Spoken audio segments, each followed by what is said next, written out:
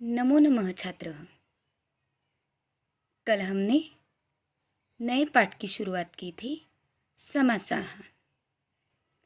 उसकी परिभाषा, उदाहरण, उसके प्रकार और उन प्रकारों में से पहला महत्वपूर्ण प्रकार अव्ययीभाव समास, यह हमने कल के वीडियो में देखा है। आज देखेंगे समास का दूसरा प्रकार तत्पुरुष समास, जिसमें उत्तर पद प्रधान होता है। तो आइए देखते हैं तत्पुरुष समास। तत्पुरुष समास के 6 भेद होते हैं।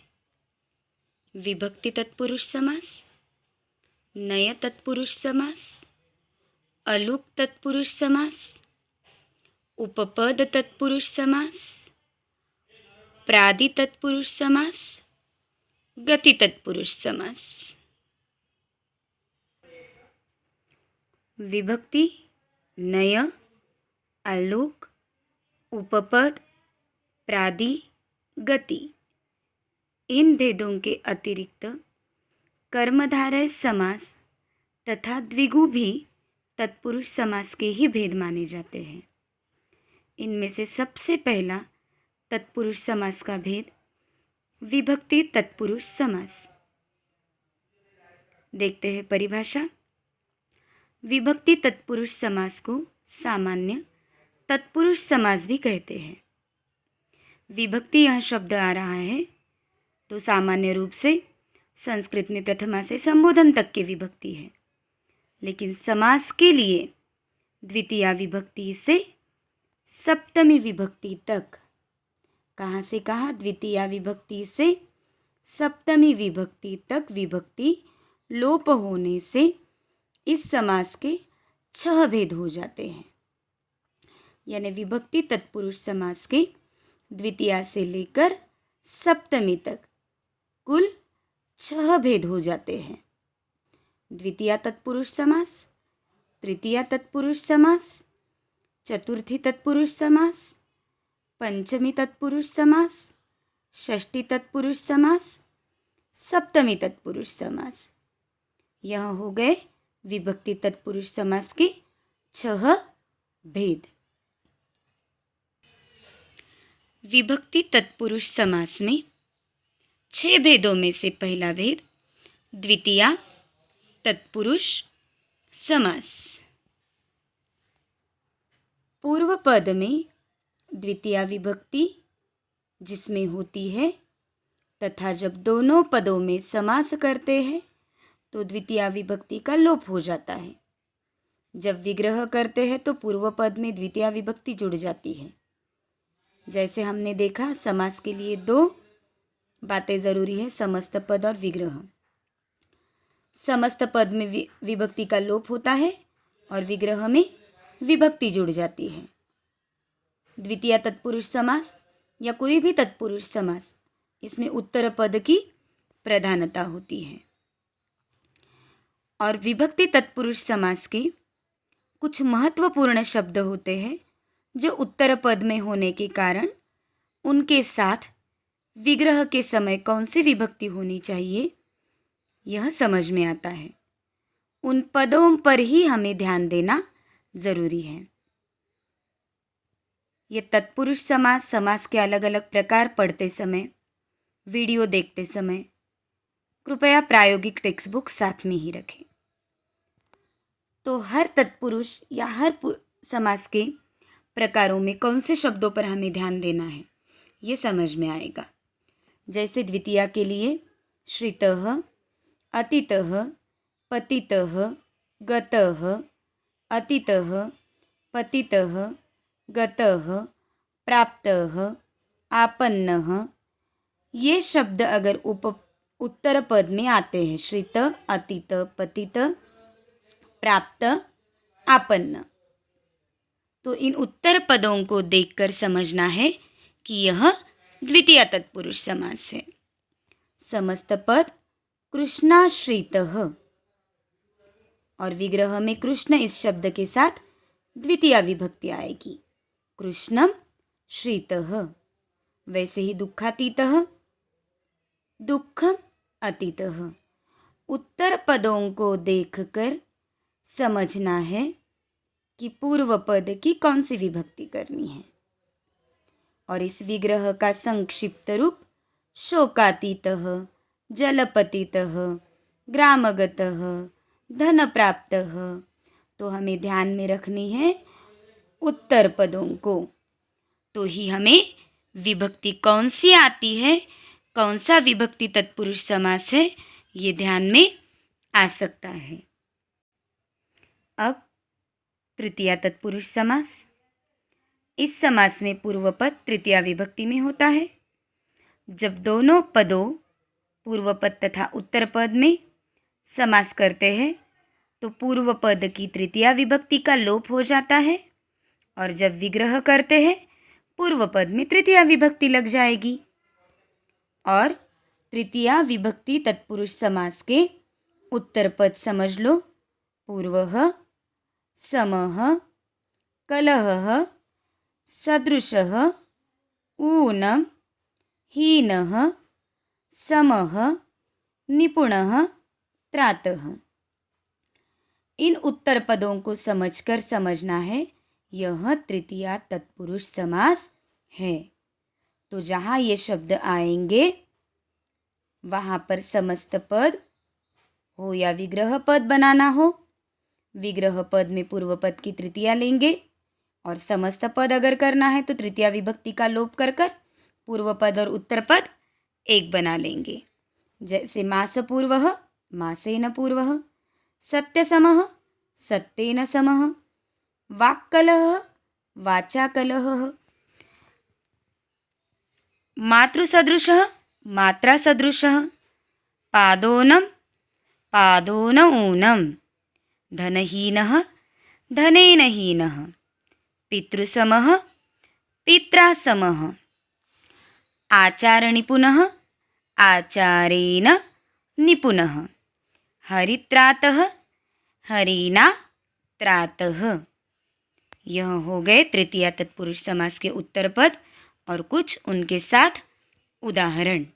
अब देखते हैं चतुर्थी तत्पुरुष समास। चतुर्थी तत्पुरुष समास करते समय पूर्व पद की चतुर्थी विभक्ति का लोप हो जाता है, और विग्रह करते समय पूर्व पद में चतुर्थी विभक्ति जुड़ जाती है। चतुर्थी तत्पुरुष समास के उत्तर पद देखिए।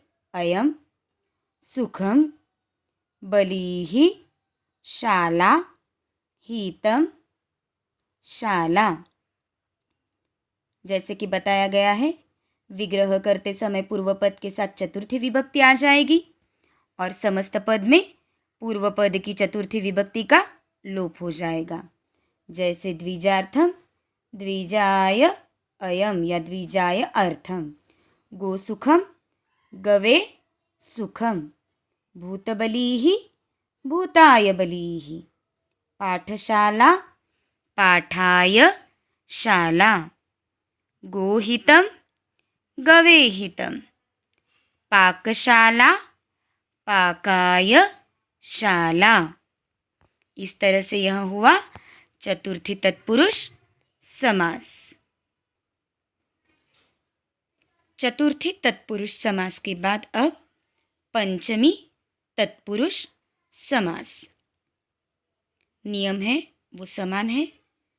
इसमें समास करते समय पूर्व पद की पंचमी विभक्ति का लोप हो जाता है, और विग्रह करते समय पूर्व पद में पंचमी विभक्ति जुड़ जाती है। और इनके उत्तर पदों के शब्द देखो। मुक्तः, पतितः, भयम्, अपेतः, भीतः, भ्रष्टः, पतितः, च्युतः। अब इन उत्तर पदों के साथ पंचमी तत्पुरुष समास के कुछ उदाहरण। बंधन मुक्तः, बंधनात् मुक्तः, स्वर्गपतितः स्वर्गात् पतितः, चौरभयं चौरात् भयं, सुखापेतः सुखात् अपेतः, रोगमुक्तः रोगात् मुक्तः, भयभीतः भयात् भीतः, पथभ्रष्टः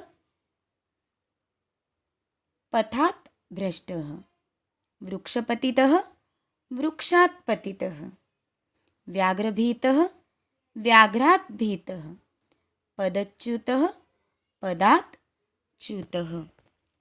ये हुए कुछ पंचमी तत्पुरुष समास के उदाहरण।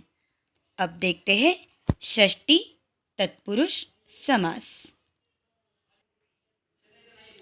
षष्ठी तत्पुरुष समास, जिस समास में पूर्व पद की षष्ठी विभक्ति का लोप हो और विग्रह करते समय पूर्व पद में षष्ठी विभक्ति जुड़ती हो, वहाँ षष्ठी तत्पुरुष समास होता है।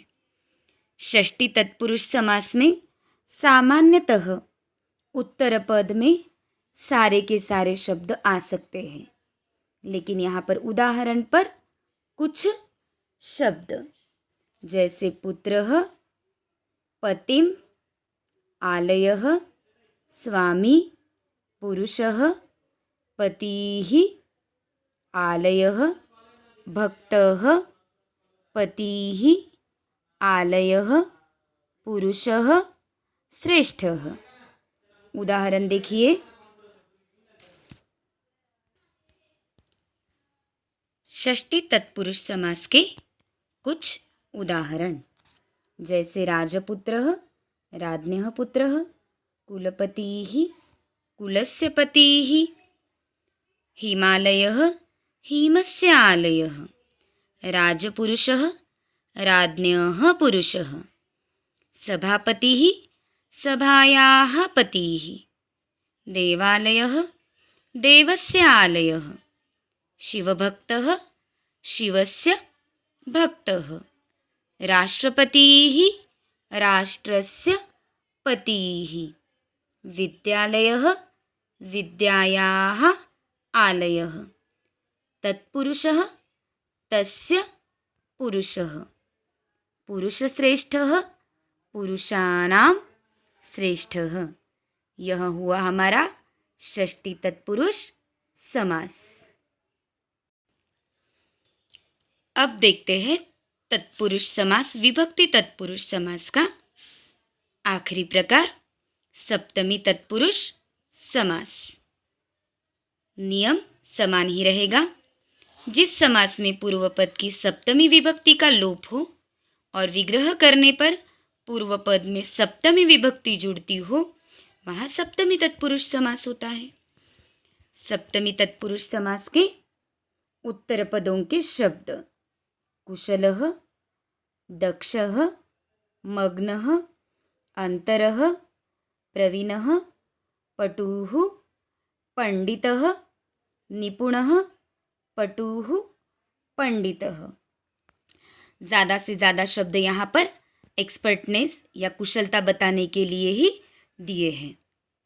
कुछ उदाहरण देखते हैं।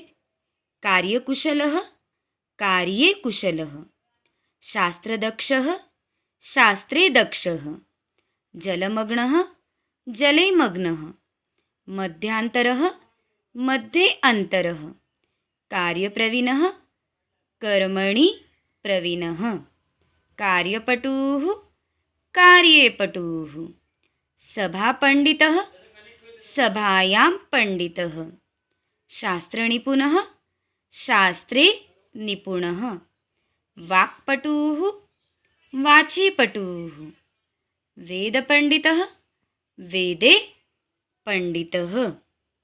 यहाँ तक हुआ हमारा यह विभक्ति तत्पुरुष समास का द्वितीया से लेकर सप्तमी तत्पुरुष समास तक उत्तर पदों के साथ उदाहरण।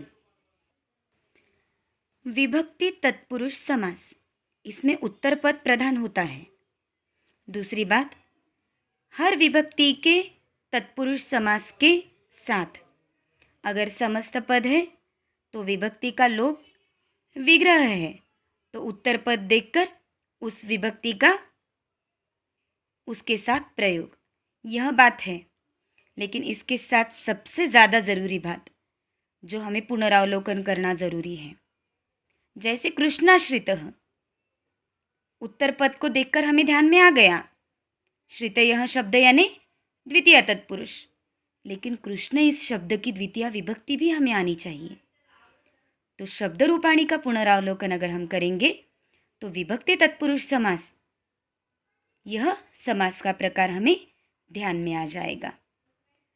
तो ये वीडियो देखना है, इसमें जो भी बातें मैंने आपको बताई है प्रायोगिक टेक्स्ट बुक का आधार लेकर ये सब अपनी नोटबुक में लिख कर लेना है, समझने की कोशिश करनी है। जिन पदों के विभक्ति हमें पता नहीं है उन शब्दों को हमें शब्दों का पाठांतर कर लेना है, तो विभक्ति तत्पुरुष समास हम अच्छी तरह से समझ सकेंगे। आज के लिए धन्यवाद।